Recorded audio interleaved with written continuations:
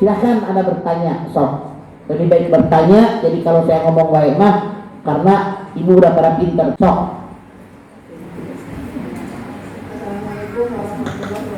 Waalaikumsalam. Saya kan punya masjid sepak bola, terus dia sebelum subuh dia baca paduat. Nah terus kan dia puasa tuh, dia nahan-nahan biar jangan sampai diuap. Habisnya kalau dia saat tangan, akhirnya diuap, itu batal nggak? Ada khilafiyah ulama yang membatalkan itu kalau makanan minuman, tapi kalau uap tidak. Tapi ulama yang lain mengatakan batal.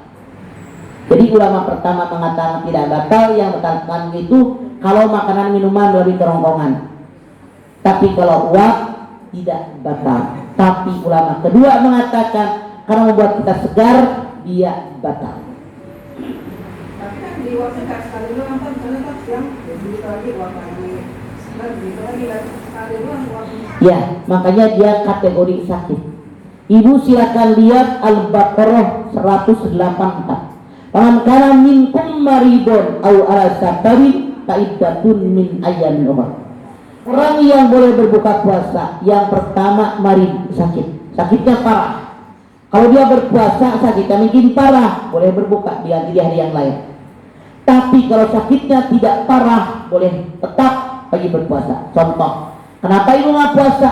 Sakit, kenapa? Panuan.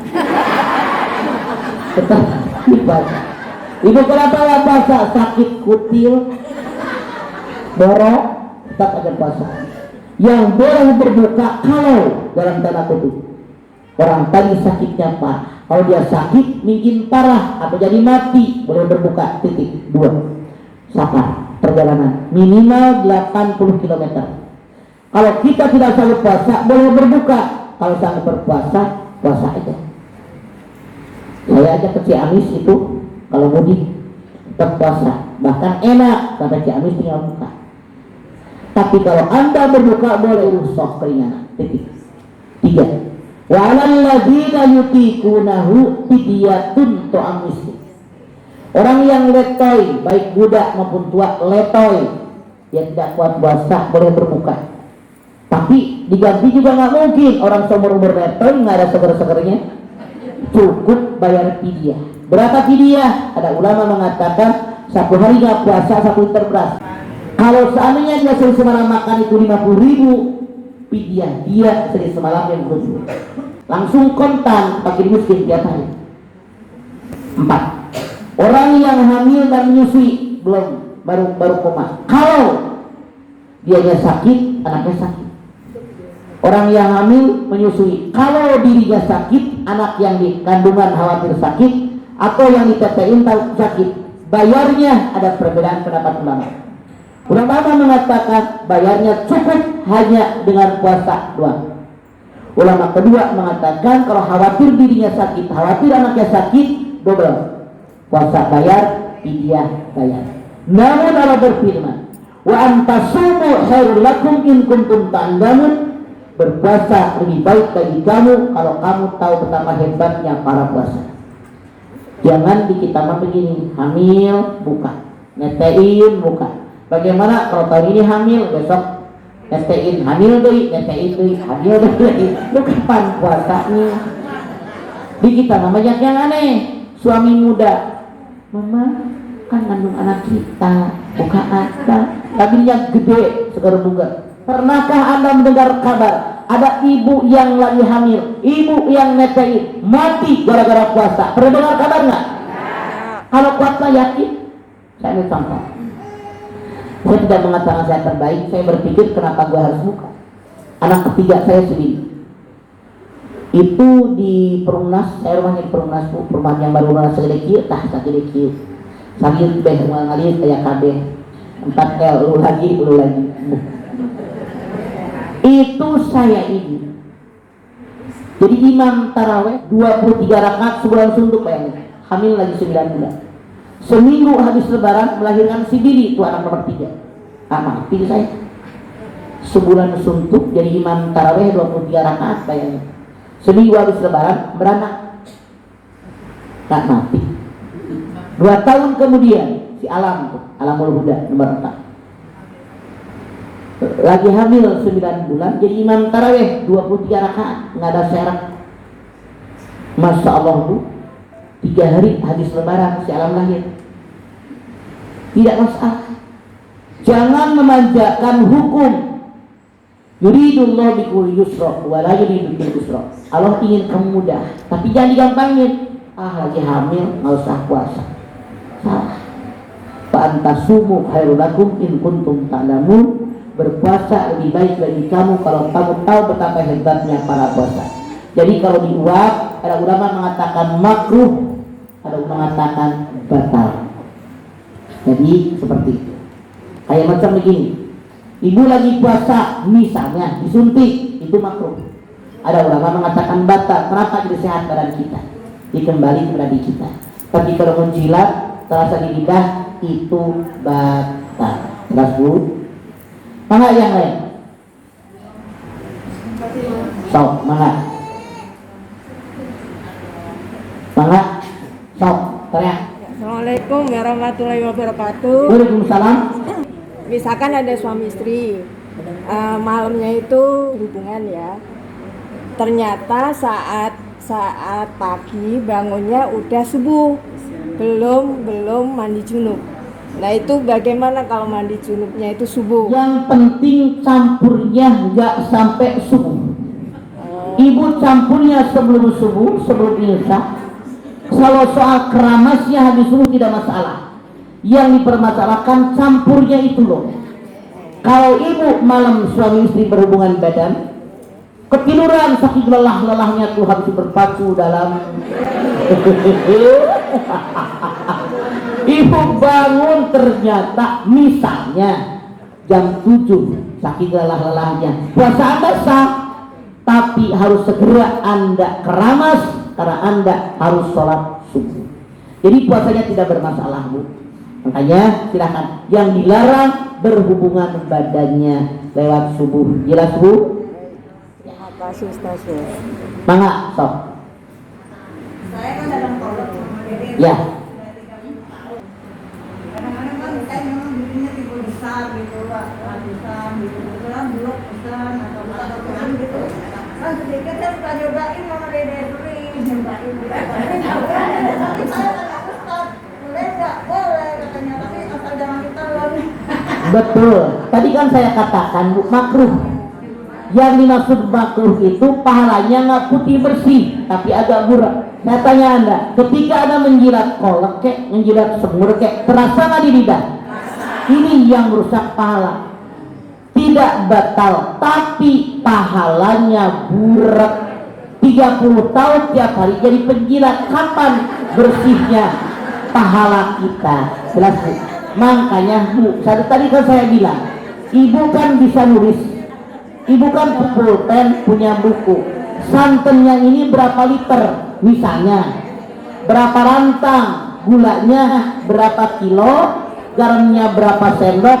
Saya yakin rasanya tidak akan berubah karena rasa gula tetap manis, rasa garam tetap asin. Yakinkan di hati, buktinya kok orang banyak yang begitu tidak masalah. Betul Ustaz tadi mengatakan tidak batal, tapi makruh. Yang namanya makruh tidak bersih putih kembali, tapi burak. Yang saya khawatir 30 tahun lalu menjadi penjilat. Burak dalam seumur-umur pahalanya. Tiap hari sih sama Dede kalau lagi ada kesenangan aja. Ya, oke. Ibu ngerti kan maksud saya? Kalau ibu mengerti, syukur dan dilaksanakan. Karena walau bagaimanapun nilai pahala puasa kita akan jauh berkurang daripada kita tidak menjilat makanan. Memang ada ulama yang mengatakan yang namanya nelan ludah kan boleh, benar nggak? Ini ludah punya kita, boleh. Berapa liter kalau doyan kalau nanya? Yang batal kalau udah dikeluarin trot dijilat lagi, itu yang batal. Tapi kalau masih di mulut silakan, coba punten. Kalau sudah tercampur dengan yang lain, ketelan, itu batal. Contoh punten, ibu lagi puasa, wudhu habis lohor, kumur-kumur, kan ada air, tercampur nggak dengan lidah? Ketelan. itu jadi batal. Tercampur dengan air yang bukan dari mulut kita. Yang benar bagaimana? Misalnya ibu lagi puasa, wudhu kumur-kumur, keluarkan air kumur-kumur tadi 100%, 100%, jangan tersisa. Apa? Cuma kita khawatir masukin 100% yang keluar 95%. 5%-nya dikirim sini nih. Kan lagi duduk namanya mama. Dalam iler loh, campur sama air wudhu. Ini yang membedakan batal. Makanya menjilat makanan terasa di lidah kita, tercampur dengan lidah, tertelan oleh kita, itulah yang menyebabkan puasa kita batal. Sekali lagi, lidah kita tercampur dengan makanan yang dijilat tadi. Walaupun ibu keluarin, saya tanya, apakah anda yakin yang dilepas dari mulut anda setelah anda menjilat 100% atau enggak? Yakin enggak? Kalau anda yakin yang dikeluarkan dari mulut yang tempelan tadi 100%, silahkan. Tapi kenyataannya kalau kita habis menjilat makanan pasti terasa di lidah, betul kan? Ini yang membuat pahala puasa anda rontok. Yang lain enggak? Mangga? Salam sih Pak Ustazah, mama diri aja. Ustazah mah orang pinter, cuma orang kampung biasa aja kaya. Mangga? Biasanya kan kalau di sahur kita langsung mandi, terus kita subuhan dulu, di subuh kadang-kadang habis subuh baru mandi. Nah itu gosok gigi, mandi. Ini gimana gosok gigi? Kembali kita tanya jawaban saya. Ketika kita gosok gigi, apalagi pakai odol, tahu? Makanya ada ulama yang menyatakan kalau gosok giginya sebelum lohor boleh, tapi habis lohor jangan, karena buat kita segar. Ketika kita gosok gigi, pasta gigi yang di lidah terasa nggak? Kumur-kumur mulut kita ada air masuk nggak? Kalau kita yakin dikeluarkan 100% air yang masuk di mulut kita, puasa Anda tidak batal. Yang saya khawatir yang dikeluarkan nggak sampai 100%. Misalnya 95%, yang 5% di rongga-rongga ini nih, mulut kita. Kan ada yang ketelan. Gitu. Jadi silahkan sebelum lohor Anda gosok gigi. Ya, habis lohor tidak usah, apalagi pakai pasta gigi. Lebih aman puasa kita. Makanya hadis Nabi mengatakan orang yang berpuasa bau mulutnya itu seperti kasturi. Jangan ibu dari subuh makan sama semur jengkol, naga itu mah. Jadi maksudnya begini, tadi udah gosok gigi bersih ya, yang agak bau deh tuh, itu yang disebut bau kasturi. Tapi kalau memang anda ragu, ibu silahkan saja, tidak usah ragu. Yakinkan di hati ini perintah Allah, bukan hanya saya yang mulutnya bau, tapi nanti kalau saya meninggal diganti oleh Allah seperti bau harum minyak kasturi. Jadi ibu nggak usah khawatir, asal sekali lagi jangan yang dari malam nggak gosok gigi, salah, bukan itu. Tapi yang udah gosok gigi tadi pagi, sisa baunya itu kan kalau perut kosong baunya keluar, bangun tidur baunya keluar. Itulah yang dimaksud dari tadi bau minyak kasturi. Jadi kalau anda gosok gigi mangga, tapi jangan lewat lohor, karena ulama mengatakan makruh. Mana yang lain?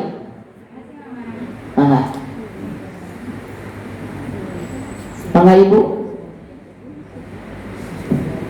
Ustazah, Ada yang lain? Mana? Ustazah, tentang gibah ya, kalau kita mengomongkan tentang kebaikan orang itu termasuk gibah atau bukan, Ustazah? Rasul mengatakan hati-hati kalian jangan menggibah. Sahabat bertanya, kalau kami berbicara apa adanya itu gibah, kalau dibumbuin itu fitnah. Al fitnatu asyaddu minal qatl.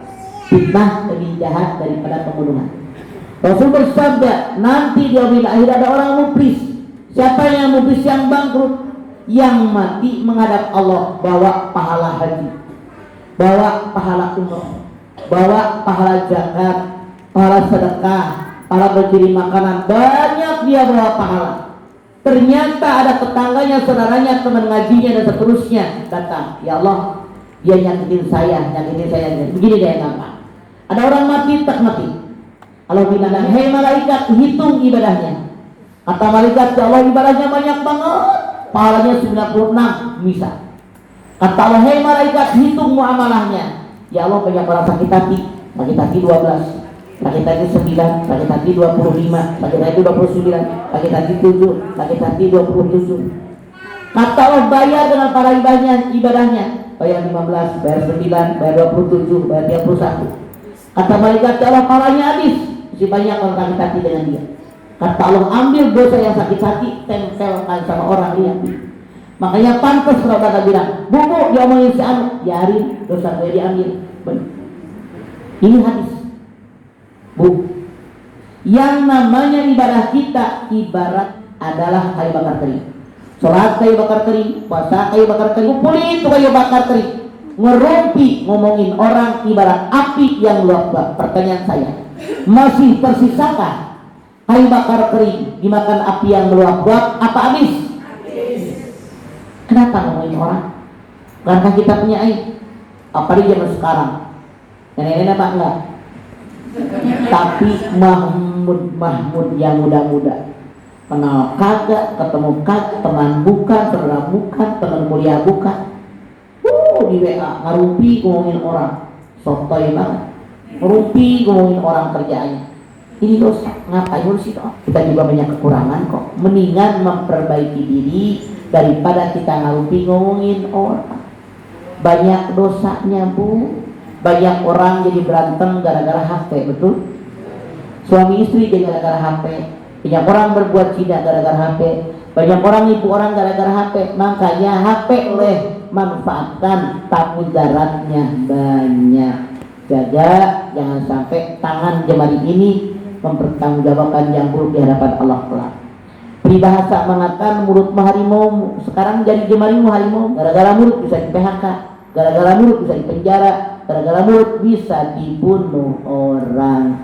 Makanya hati-hati orang yang memfitnah itu, orang yang ngomongin orang pahalanya rontok. Rasul mengatakan, siapa yang di alam dunia membuka aib orang lain, di alam akhirat aibnya dibuka oleh Allah. Siapa yang di alam dunia menutup aib orang lain, di alam akhirat ditutup aibnya oleh Allah. Siapa yang nggak punya aib? Kalau kita punya aib, orang lain udah jijai, dia ketemu kita. Karena sama menyebalkan. Kita bersyukur dengan rahmatnya Allah menutupi aib kita. Makanya kalau kita tahu ada orang lain punya aib, tutup oleh kita, agar kalau kita punya aib di alam aib lahir, ditutup aib kita oleh Allah. Ada yang lain silakan mangga.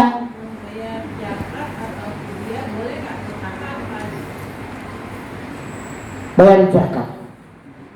Bolehkah ke kakak? Zakat tidak boleh diberikan ke garis lurus. Mana yang sama surga garis lurus? Saya tidak boleh zakat ke bapak, nenek, kakek, uyut, anak, mantu, cucu.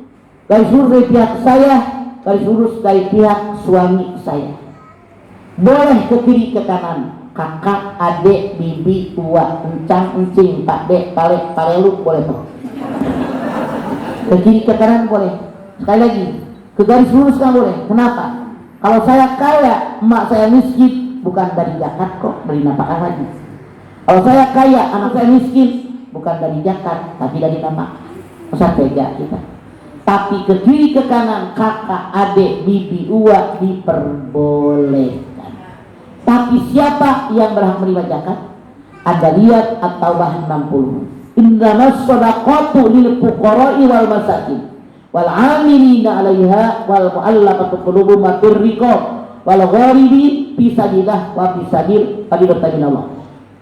Yang pertama, yang berhak menerima zakat fakir. Siapa fakir? Orang yang penghasilannya di bawah 50% kebutuhan pokok. Punten. Misalnya, kebutuhan pokok minimal orang 6 juta sebulan dengan anak 4 misalnya. Dia punya penghasilan 3 juta, 2 juta setengah, tidak sampai 50%. Ini orang fakir, berhak menanjakan. Titik. 2, miskin. Siapa yang namanya orang miskin? Kalau ada orang penghasilannya di atas 50% kebutuhan pokok, Misalnya kebutuhan pokok 6 juta, ini orang gajinya 4 juta, 5 juta. Dia adalah miskin, berhak dengan sedekah dan zakat kita. Jadi, 3. Amil zakat. Amil zakat di masjid ya, di mana ya? Mereka berhak dengan zakat kita. Jadi, mu'alaf yang masuk Islam. Biasanya mereka dibuang oleh keluarga jadi miskin kan? Makanya mereka berhak dengan zakat. Yang nomor 5, budak belia. Sekarang udah nggak ada budak detik tak. Jika ngomong, mulai tadi sare, tak eta, budak. Anda lihat tadi. Selanjutnya orang yang berhutang di jalan Allah, misalnya ngebangun masjid, hebelnya boleh ngutang, behelnya boleh ngutang, yang lain boleh ngutang, dia berhak mendapatkan zakat kita. Yang nomor 7, guru-guru ngaji yang berjuang menegakkan akidah Islam yang benar, dia miskin. Bahkan tidak sedikit di masyarakat kita menantu yang menjauhkan suami dari keluarganya. Ini dosa besar, Bu. Bahkan kalau suami Anda pelit, istrinya yang menyadarkan suami, berikan tuh mertua Anda, karena tanpa mertua Anda, suami Anda nggak bakal kayak sekarang. Suami Anda tidak keluar dari belahan batu, tapi ada ibunya yang mengandung, melahirkan, membesarkannya sehingga suami Anda seperti sekarang. Bahkan suatu ketika seorang bertanya, ya Rasulullah, saya punya harta, punya anak. Datang orang tua saya, minta harta saya. Rasul mengatakan, dirimu dan hartamu adalah milik orang tua. Artinya kita orang tua kalau punya anak laki-laki, ngambil harta mereka nggak dosa. Tapi nggak bakal begitu-begitu aman. Maksudnya apa? Hargai orang tua. Anda ini menantu, tahu diri. Jangan dikuasai itu laki lo. Orang tuanya bagi biar hidup Anda barokah. Pintu surga yang paling luas, pintu yang tengah, pintu birrul walidain. Jelas, Bu? Maka yang lain silakan. Maka udah pinter semua? Maka Kalau vaksin gimana? Buat puasa. vaksin itu disuntik, Bu. Saran saya, karena ada ulama mengatakan berpengaruh dengan tubuh, itu lebih baik habis maghrib. Kan itu kalau vaksin makan di RW-RW, yang poliknya aja sama dokternya, habis maghrib aja. Kalau nggak habis lebaran, ya. Habis maghrib kan bisa, kenapa tidak?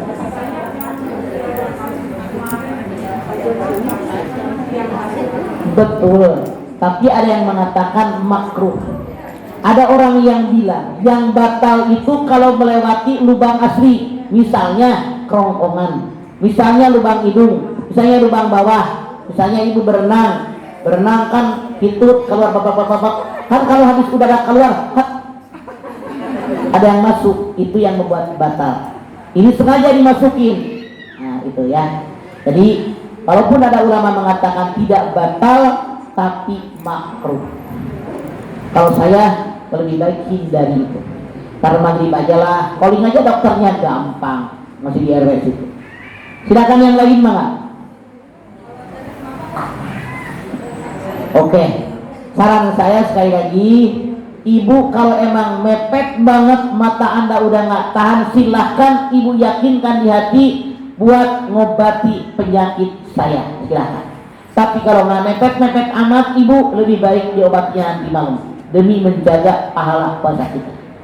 Ada ulama mengatakan yang membatalkan itu bukan hanya 6, tapi sekian puluh, termasuk diantaranya yang bohongan pakai ke hidung, ke mulut, itu membatalkan. Itu mah ngejelimet banget, nggak gitu kok.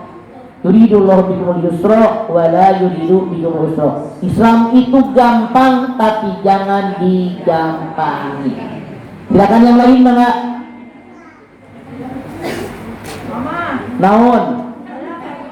bulan puasa divaksin. Saya tahun kemarin bulan puasa divaksin. Batal dong puasa saya. Ibu, ada ulama mengatakan hanya makruh. Kita nanti punten, memang tidak batal tapi makruh. Tapi ada yang mengatakan kalau tidak masuk di lubang asli, tidak. Lubang asli itu tenggorokan, hidung, pantat, yang di depan itu lubang asli. Kalau suntik kan bukan lubang asli, bukan disuntik dimasukkan.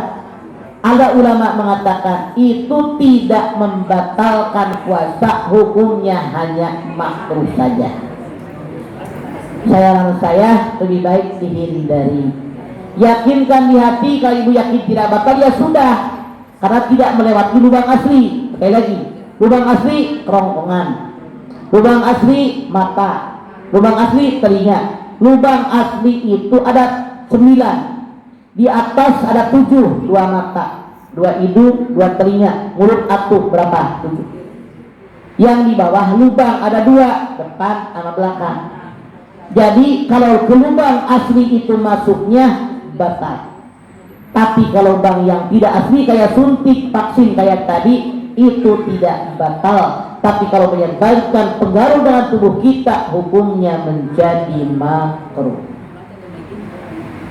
Makanya saya bilang, ada ulama mengatakan ada puluhan yang namanya membatalkan puasa kita, bukan hanya yang 6 tadi.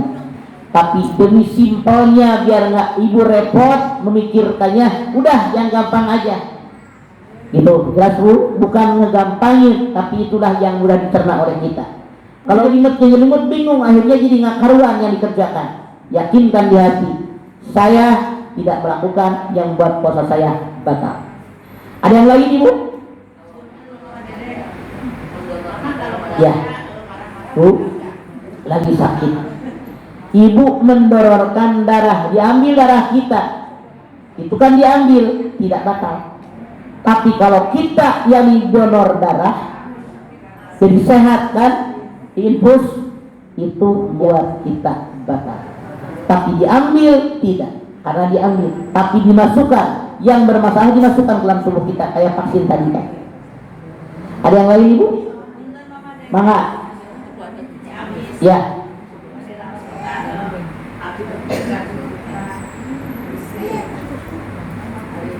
Ibu pakai bahasa Indonesia, Rumi, terjemahannya di bawah.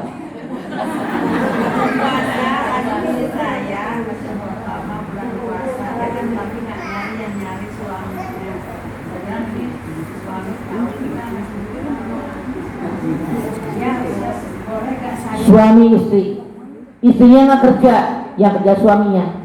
Istri yang ngasih duit anaknya. Kalau suami ngasih duit anak istrinya, dibuat kebutuhan dapur, ada sisanya, artinya istrinya gemi, bisa ngatur duit. Kasih emaknya boleh, boleh. Kasih ponakannya boleh. Cuman ada ulama yang saklek banget. Kalau yang nyari duit adalah suami, wajib ngasih tahu orang suami yang nyari duit.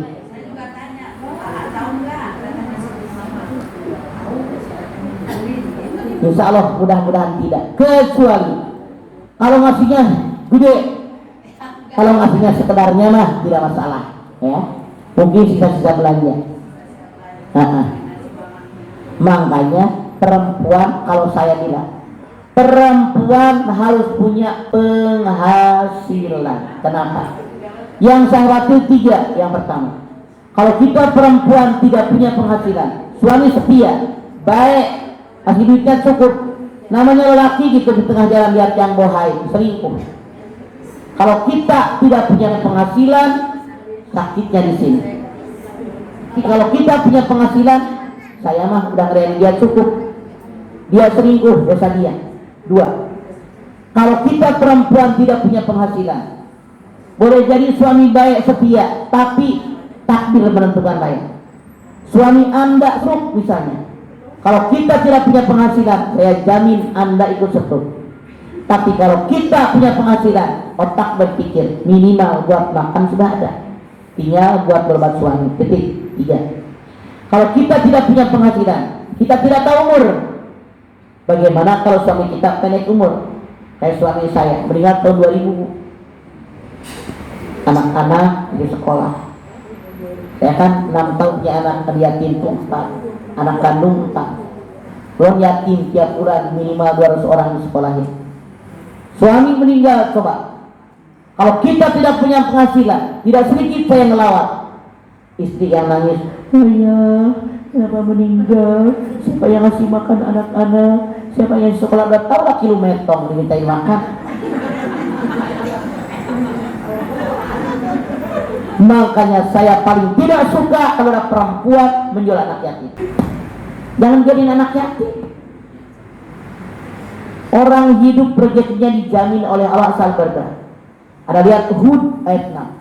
Mama min dabbatin fil ardi illa ala rizquha wa ya'lamu mustaqarraha wa musta'udaha kullun fi kitabim mubin. Semua yang dabah bergerak melata di muka bumi rezekinya dijamin oleh Allah. Allah tahu tempat penyimpanan mereka, Allah tahu tempat tinggal mereka, semua jelas tercatat dalam kitab Lauhul Mahfuz. Makanya Bu, di perempuan harus punya penghasilan. Apa ibu bisa menjamin suami ibu hidup terus? Yang namanya usahakan tidak ujuk-ujuk jalan, ada tahapannya. Paling kali ini saran saya Bu, pada jadi duit deh. Caranya bagaimana? Berarti bukan berarti kita kerja sama orang ngantor, tidak. Saya nggak usah jauh. Tahun 70-an udah sarjana.